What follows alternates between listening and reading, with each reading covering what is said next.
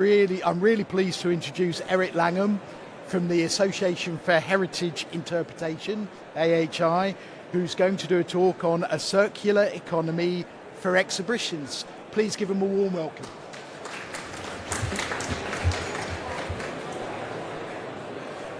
Great, thank you, and afternoon, everyone. Nicely introduced. I'm Eric Langham. I'm founder of a cultural practice called Barker Langham. But today I'm here very much as trustee for the Association of Heritage Interpretation, and it's an honour to speak to you in this milestone year because we're celebrating 50 years of AHI.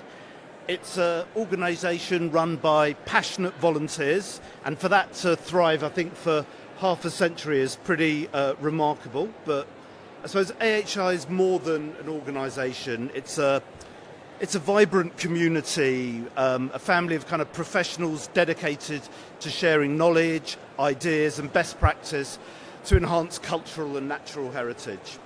We're the UK's leading professional network for interpreters, and we work on historic houses, museums, visitor centres, landscapes, the built environment and beyond.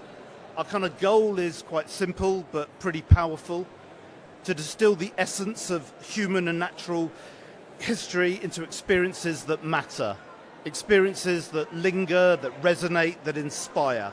And interpretation to us is a bridge. It's a bridge between the past, present and future, a bridge between people, places and ideas, between silence and meaning. And this 50 years, this sort of 50th year anniversary isn't just a time to sort of look at our past triumphs. It's a kind of a time to forge a new future for museum and heritage, for interpretation. And that's why we launched Interpretation Gold. And Interpretation Gold's a bold project. It reaches both back into our past, but also it looks to the future. And there's three parts to Interpretation Gold. Part one, we're unlocking our archives. We have 50 years of our journals. You can see some journals over there celebrating our 50 years. We've got 50 years of these journals. We're going to make this wisdom of the past searchable and shareable for the future. We're going to be amplifying our voices. We're going to be recording the memories, the ideas, the dreams of our members, our fellows, and new voices to help shape the future of interpretation. And we're going to reimagine the way we engage with our audiences, the people that are already members and future members. But we didn't stop there. We wanted to make a tangible impact in our own small way on the future of the planet itself. So one of the boldest kind of aspects of Interpretation Gold is thinking how we create, use and reuse display materials. What if museum and heritage sites could share surplus resources with those that need them most? And this part of the project isn't about just reducing waste, but sort of fostering a circular economy for interpretation, and one that promotes sustainability, equity and collaboration. So today I'll be talking about this initiative alongside some amazing case studies of sustainability-driven projects. These are stories of ingenuity, of resilience, of hope. So there's going to be three parts to today's talk. They're very distinct, but they kind of all come together at the end. The first part, I'm going to talk about this exciting new exchange scheme, which is a blueprint for sustainable resource sharing. Secondly, I'm going to talk about the afterlife of exhibitions, how we can extend the power and reach of displays long after opening night.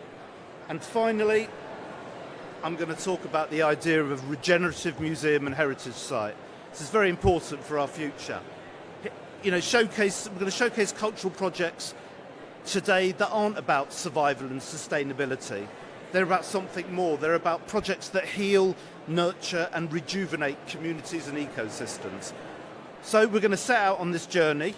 I think together we can maybe explore how interpretation works, not just for today, but for the next 50 years. So I'm going to start off with the exchange scheme. What is this exchange scheme? Picture this. A quiet storeroom at the back of a museum where disassembled cases, old panels, forgotten props are sitting there, gathering dust. Once they may have dazzled in the glow of an exhibition opening night, but now they wait silent and unused. Imagine if we could breathe new life into these. What, instead of these things becoming landfill or storage, they found new homes, new stories, new audiences? Well, that's exactly the vision behind this exchange scheme. It's an online platform where AHI members and those involved in interpretation and exhibition development can offer surplus materials, display cases, signage, scenography, even entire exhibits to others that need them most. It fosters this circular economy, helping reduce inequalities in access to materials, and particularly those with limited budgets. The scheme itself creates a kind of regenerative loop where resources are continually passed on, transformed and reimagined. And by encouraging collaboration and reducing waste, it'll reduce operational costs and keep valuable assets in use. So I'm going to take you back 30 years. That's me kind of about 30 years ago. I was a young curator at the Galleries of Justice, now the National Justice Museum. And every month I used to leaf through the museum's journal leafing pages. And the listing pages there were my lifeline, because in those listing pages I could locate spare display infrastructure, and it gave me the means to develop exhibitions I couldn't have otherwise imagined. And I honestly would go first thing to there. Well, I'll just say now, 30 years later, that same need, that same hunger for access, for possibility, for opportunity is alive today. And that's why this scheme really, really matters. By sharing, I think we really will strengthen our sector. So where did this idea come from? Well, it didn't come down from any top-down mandate, but it really emerged organically through conversations at AHI conferences, sparked by voices across our very diverse membership. Now, our membership ranges from national museums to volunteer-run local history groups. So whether you work at the British Museum or a tiny rural society, you know, AHI really is your home. And it's a grassroots initiative. I think we at AHI, we really know the sector's challenges. You will probably know these as well, you know, tight budgets, the climate emergency, the need to do much more with less. The AHI scheme is a grassroots initiative designed to help members cut cost, minimise waste and amplify their climate action. While many other recycling and exchange programmes exist, none serve the entire museum and heritage sector at a national scale. And we're a very collaborative organisation, so we want to build connections with all the local schemes to create a stronger, much more effective network. So how will this whole kind of circular economy thing work? Well, you can sort of see this illustration here, but imagine a world where museums and heritage institutions seamlessly share their resources, reducing waste, maximising potential. A world where infrastructure, tools and materials find new homes instead of gathering dust. Well, this is the vision of the scheme, and it's transforming how we think about resourcefulness in heritage. At the heart of the scheme is a digital dynamic platform, and it's a space where members can easily list items. It's a living, evolving kind of digital ecosystem platform, and I don't mean that as a whole load of jargon, but it's being developed by museum and heritage people, so you can imagine the categorisation is pretty fierce. It's pretty, it's really coming from the bottom up. We're going to have administrators to oversee all the quality control, ensuring every item listed is in good condition. And it's not just a marketplace, so I don't really think of it like that. It's going to be a hub for engagement. All of you guys, all museum and heritage professionals, we thrive on dialogue and shared expertise. So we'll have discussion boards and forums to share best practice and expert advisory services, and we'll use digital outreach and social media to ensure that no opportunity for collaboration is missed. We'll have logistical support seamlessly woven into the scheme, so with secure transactions, making everything efficient and safe, but we'll also forge partnerships with heritage-friendly, sustainable transport providers, ensuring flexibility in how items are delivered and collected. And I think tracking the impact is going to be really, really important. We're going to have this comprehensive impact reporting we'll have a kind of interactive map showing resource flow, real-time dashboards and sustainably impact reporting. This allows us to measure and celebrate the positive change that we'll create together. I just want to take you on an example project. It's a project that my team worked on, just an example of how this could work in reality. So Sun and Fire, Life and Death at the Dawn of History at Shrewsbury Museum and Art Gallery. It was an exhibition. It explored Shropshire's deep past, the Bronze and Iron Ages. It was also an experimental exhibition, a pilot, a sort of challenge to the status quo. It was an exhibition it was a blockbuster exhibition for Shrewsbury. It was planned, designed, developed and built for only £40,000, which is quite remarkable. But recycled materials in this exhibition weren't just used, they were reimagined. They were woven beautifully into the exhibition's design. Repurposed cases like the one you can see, reworked scenography. They weren't just cost-saving measures, they were a statement, a kind of promise, a glimpse to a more regenerative future. Now imagine if this kind of thinking becomes the norm. Imagine national and regional museums actively supporting community groups and other museums by sharing infrastructure, tools, materials. I think the effects could be remarkable. Well, we've had amazing response.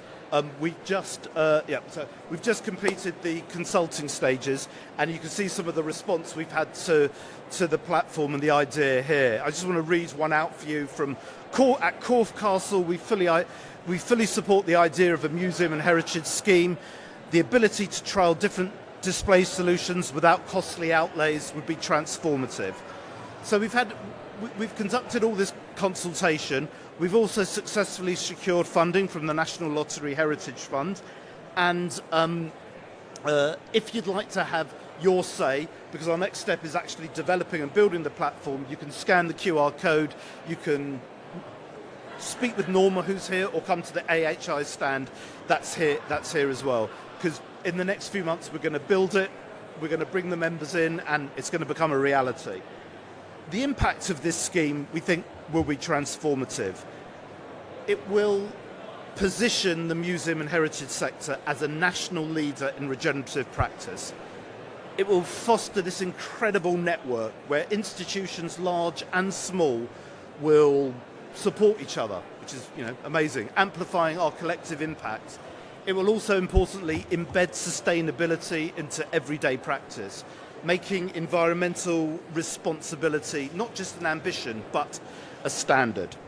And alongside this practice, we're going to be developing a best practice guide in sustainability. Now, AHI produced the most amazing best practice guides, all on our website if you join in as a member, and this one of sustainability will support anyone that works in the interpretive field to confidently weave green thinking into what they're doing. So I'm going to go back, because what's next? Well, we're always looking into the horizon. I just wanted to give you a glimpse of what we're going to do after this. We really hope to explore a certification scheme for sustainable exhibition design, setting clear national standards.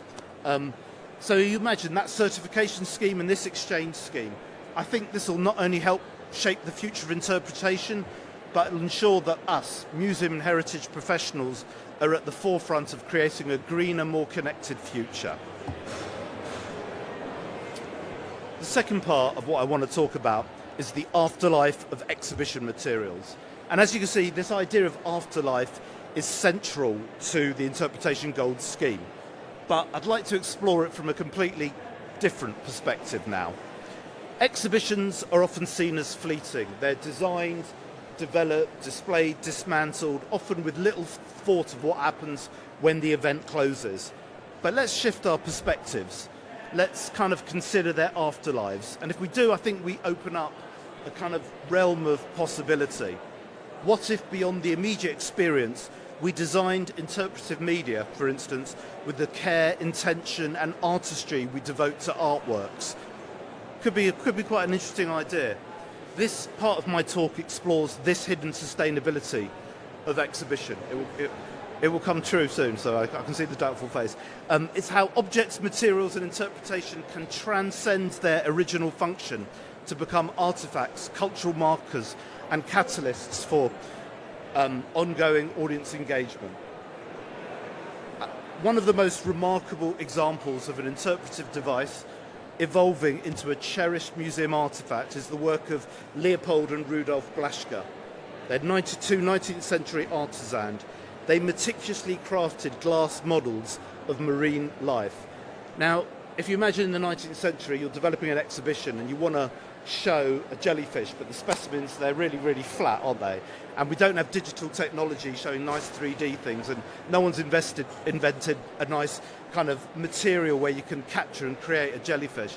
What you're going to do, you're going to ask the best glass sculptor of the day to create some amazing interpretive media so that your public can be educated as to understand what these jellyfish look like. That's what was done. But what happened was these items served this amazing dual significance. Yes, they educated, yes, they were interpretive, but actually they're beautiful, they're stunning, they're artworks. They're now accessioned in about 40 different museums around the world. In fact, if you go to the Natural History Museum in London, walk straight in, go to the Masterpiece Gallery, you actually see the work of these people there. That's a piece of interpretive media in a Masterpiece Gallery of the Natural History Museum London. And I think that, for me, that's pretty important about the legacy. Why can't that care and precision go into all of the bits of exhibition media that we create? I'd like to think it can. Now I'd like to talk about accidental fragments. Exhibitions don't always leave behind, we're not always so lucky, these explicit, beautiful artifacts. Sometimes their afterlife can be expressed through fragments. Physical remains that may not have been intentionally preserved, but they can acquire a new meaning as they find a new life. These, I'd like to call them almost like unintended relics, whether saved through deliberate conservation or informal repurposing, they can serve as powerful cultural markers. I think a really lovely example is the Brutalist Playground by the collective Assemble. It's an immersive installation of kind of recreated post-war play spaces using reconstituted foam. After the exhibition's closure, elements weren't discarded but repurposed into new settings, like for instance seating at the Royal Institute of British Architects. These fragments subtly then alter the architectural environment, reminding us that exhibition materials don't need to end their journey after an event. They can be integrated into new spaces, finding new functions, new meanings, new memories. And similarly, Halstead's Roman Fort, designed by Morag Myerscroft. This, to me, really highlights the enduring impact of exhibition design beyond the initial experience. This project was recognised as an AHI award-winning project for Best Temporary Event. So it sort of recognises that AHI, we have awards every 2 years, we've got some coming up, but it recognises bold and great interpretation. And this amazing, contemporary, vibrant, typographic design was really groundbreaking for archaeological interpretation. The artwork, entitled "The Future Belongs to What Was as Much as What Is," was created for HW 1900, the 1900th anniversary of Hadrian's Wall. It was co-created by Morag, working with local communities, schools, local refugees groups, children with disabilities. Even the project's title itself came from one of the participants. The installation was interactive. It invited visitors to come in, climb, sit, walk through, offering new perspectives onto the landscape and into the landscape. The design incorporated Roman symbolism and colours. It blends historical reference with modern relevance. This project brought new audiences, particularly younger audiences, to Northumberland. The feedback was really positive, and it brought Roman culture to life in a really engaging, inclusive way. But most importantly, when the exhibition concluded, many of its components, including the hand-painted placards, sculptural elements, were distributed to the local community centres, to schools, to public spaces. These now serve as touch points, continuing the dialogue between past and present, and fostering a sense of belonging and shared history. Another interesting example here is an exhibition that my team worked on. It's called Blink, The End is in Sight. It was another, I'm pleased to say, AHI award-winning exhibition, and it was developed for the charity Sight Savers to tackle the devastating issue of trachoma. Trachoma is a bacterial infection which causes irreversible blindness if left untreated. Sufferers literally blinked themselves blind. The exhibition was held at London's Oxo Tower. It used innovative methods to immerse visitors in the emotional weight of the disease. The concept was striking. We asked really well-known photographers like Nick Knight or the late David Goldblatt to contribute images representing the last thing they would want to see before losing their sight. In the exhibition, each of the photographs was equipped with tracking technology. This activated a mechanical actuator. Whenever a viewer blinked at that photograph, it gradually destroyed pixel by pixel. Each blink destroyed a pixel. Over the course of the exhibition, these photographs were destroyed gradually forever. This was symbolising the irreversible loss caused by trachoma. By using the audience's own act of blinking to damage the images, the exhibition created a kind of intimate, almost like visceral connection between the visitors and the subject matter. I think it pushed the idea of what an exhibition could be. It really allowed visitors to become active participants in the process. Transformation didn't stop there. The damaged photographs, now in a way unique artworks shaped by audience interaction, were sold after the exhibition to raise money for sightsavers. The shift from interpretive media to gallery object to transform artwork became a crucial part of the exhibition's legacy, proving that even kind of transitory experiences can create enduring value and raise awareness. I think these examples, the Blaschke models, Halstead's, Blink, all remind us, I think, that exhibitions are not moments in time. They are part of ongoing cultural, social, material processes. I think when we talk about sustainability, the circular economy, we're not just talking about recycling materials anymore. We're talking about designing for legacy, thinking carefully how interpretation, design, audience engagement can ripple forward, transforming object spaces and even people's sense of connection.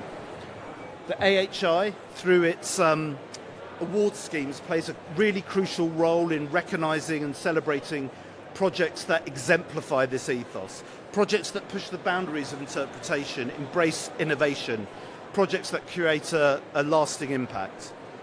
At AHI, we champion not only kind of this best practice in interpretation, but also the idea that great interpretation is never truly finished. It lives on in the memories, materials, communities, the conversations that continue long after exhibition doors close. Final part, I'm going beyond sustainability to regenerative heritage. I think sustainability is a word that's been guiding us for the last 10, 15, 20 years, even more. And today I believe we need to go beyond it. I think a lot of you are probably doing this already. It's no longer enough just to sustain our exhibitions, our collections, our practices. We must step into the more ambitious, urgent space of regeneration, actively repairing, rejuvenating and empowering the communities, cultures and ecosystems that museum and heritage sites shape.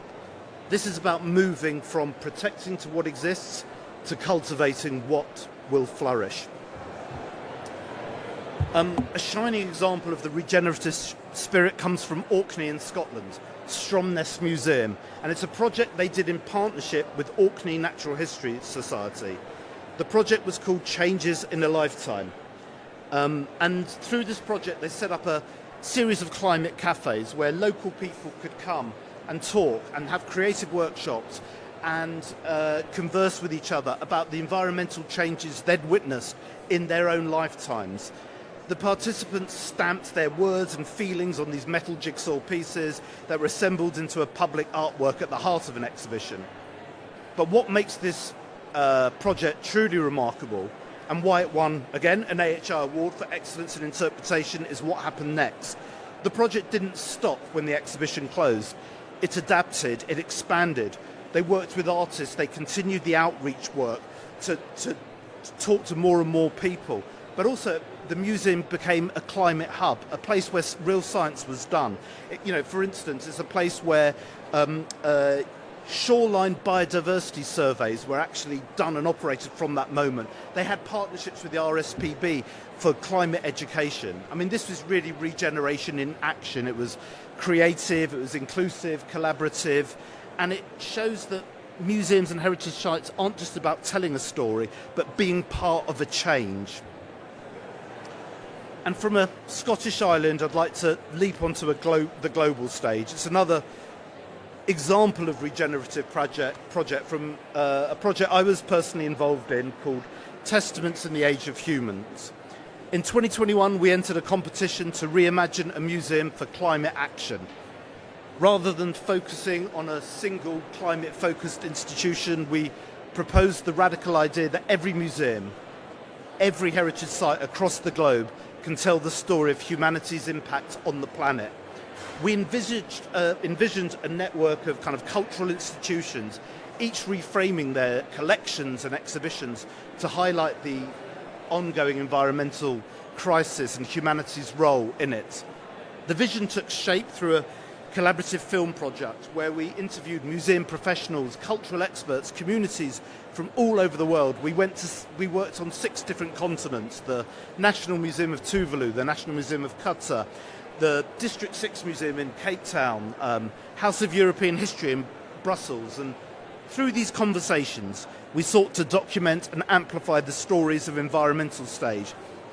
And the culmination of the project was a presentation at COP26, where we shared our feelings and called for global action. I think what struck me most about this project was that power of collective action.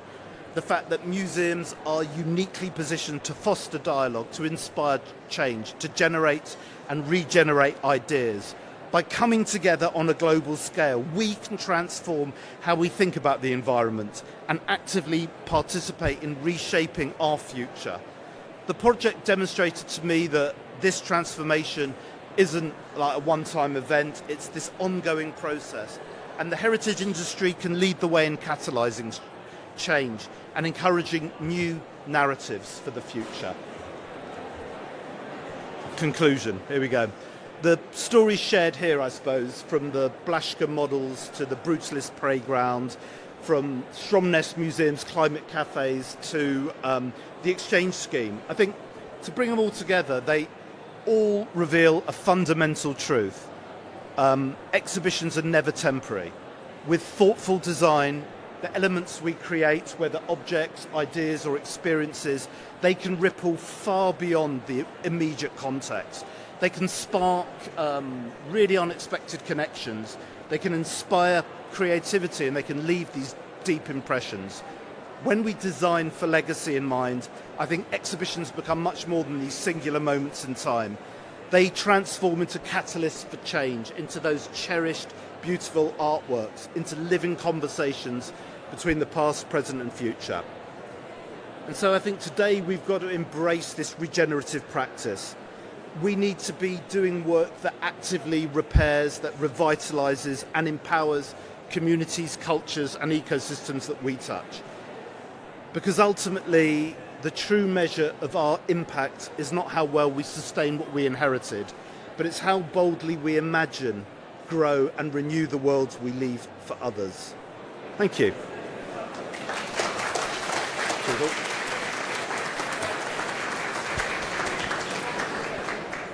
Thank you very much, Eric. That was a really impressive talk.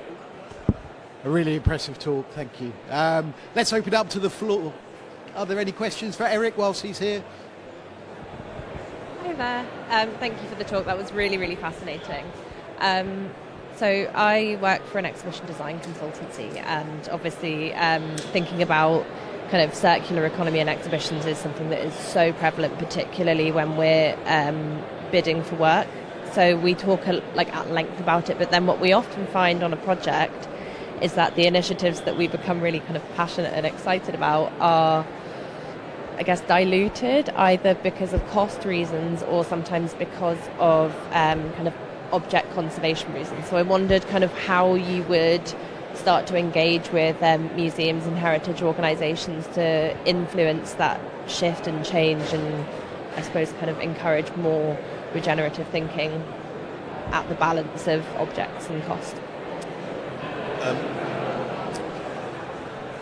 Sorry, did you want to? Yeah, it's a great question. It's a great question and something I've thought long and hard about. And I'm going to probably big up AHI here, and also maybe a little bit criticise museum and heritage, because I know institutions. Museum and heritage, I think a lot of design practices are thinking about this a lot because it's the nature of it. But when they work often with museum and heritage institutions, I find a lot of museum and heritage institutions being environmentally responsible is really important from the top down. But often when it comes to developing exhibitions, which actually probably create the most impact on the environment, they are less good because it's actually difficult. They're difficult questions. There's budgets, it's cumbersome, you have to make connections with other people you have to become part of this. So what I want to achieve, I don't think there is a good thing.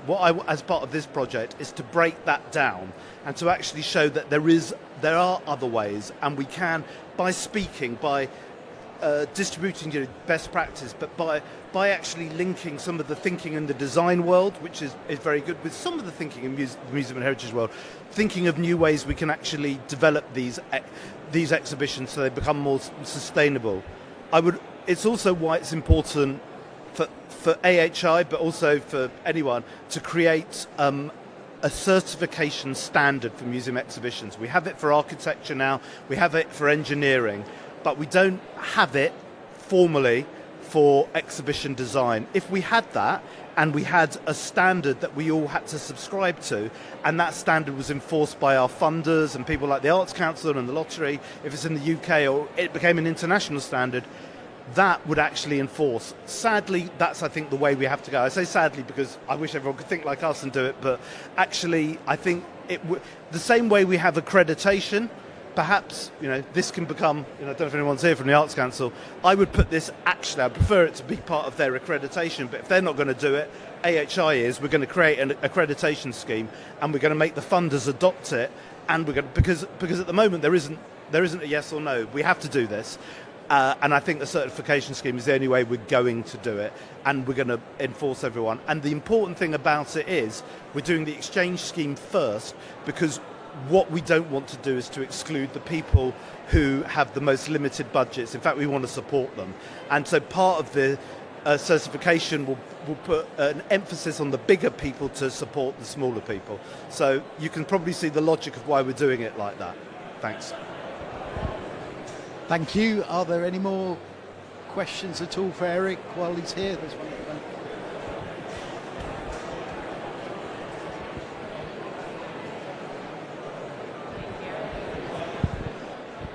I just wanted to ask if, with the exchange scheme that's in kind of development at the moment, are there organisations that that are already in a position that they could be sharing cases and built objects from previous exhibitions? Yes, there are. I mean, we've done some consultation. I mean, as I said, this came out of a conversation at one of our conferences where we had, I think, Natural England, we had a countryside charity, we had the RSPB, we had some small voluntary run, and they all said, yes, we have stuff that we can share. We've also conducted a very big one. Norma, who's here, conducted a big exercise with members and non-members about it. So we know there are people that have both infrastructure and people that want that. Obviously, part of the reason I'm here today is to have more people, because actually its success is all about to have as many people. And they can be museums, they can be heritage sites, they can be design agencies, they can be architects, they can be charities. We don't mind. We look at interpretation. We're very, very broad. But the heritage section we think is quite, transcends everything we do. So does interpretation. So we would welcome anyone to join the scheme to support anyone else. So yeah. So it'd be good to involve all of you as well today, and all your friends and everything.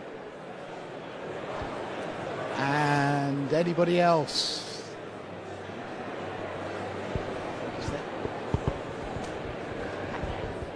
Hello, it's just to follow on from that. I was thinking about the accreditation scheme, and I immediately, when you mentioned it, thought, oh yeah, that's really good for like principal contractors and design and fit and all of that kind of thing.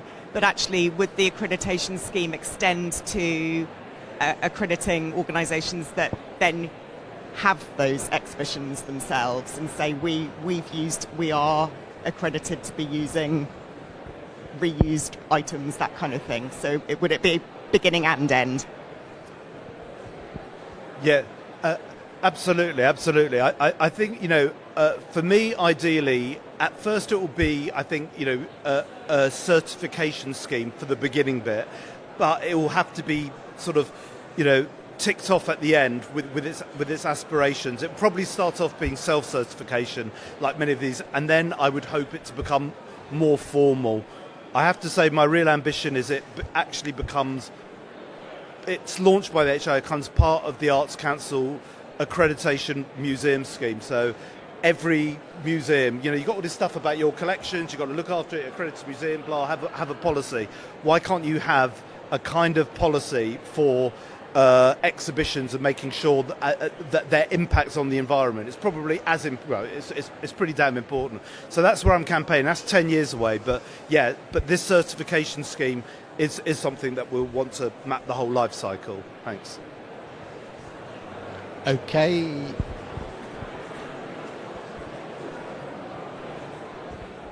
Hi, I'm aware through Museums 2030 that there are conversations about circular economies going on, I think through the V&A and with the Design Museum and with I think it's called the South Kensington Group.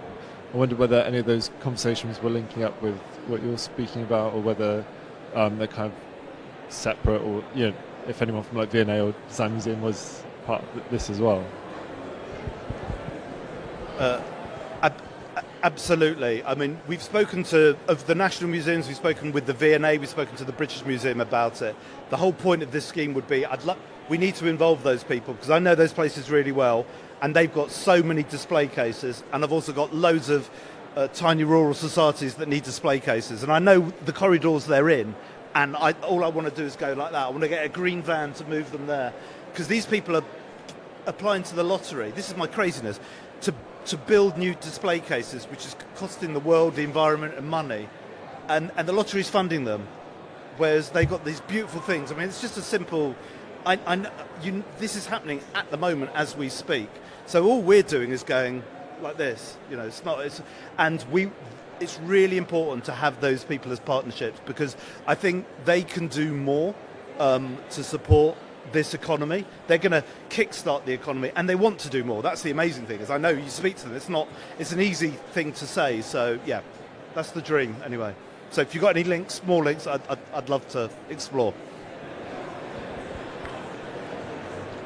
Okay, I think that about brings us to a close.